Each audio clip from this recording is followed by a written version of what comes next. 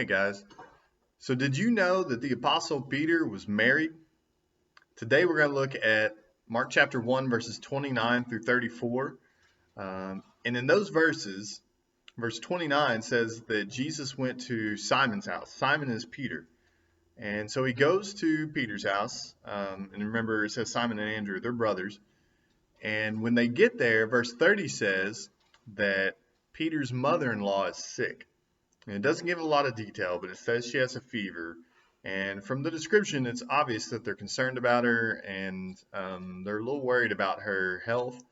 But verse 31 says that Jesus took her by the hand and lifted her up, and the fever left her. In other words, just by touching her, Jesus healed Peter's mother-in-law. So remember the context of all of this.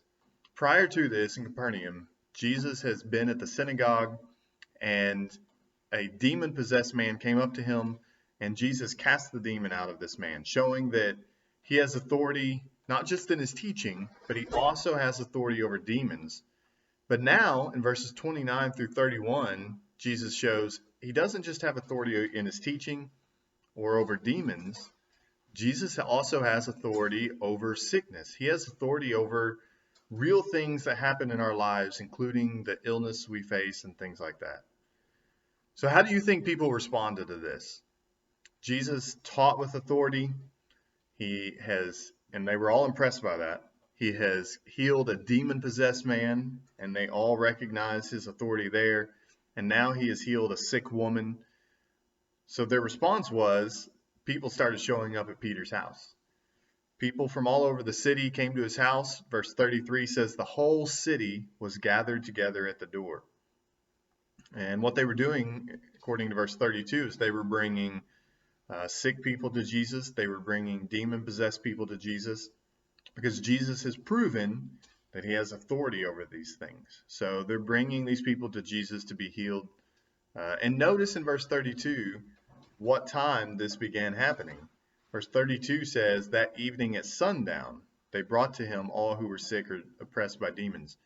In other words, people started showing up at Peter's house at dark.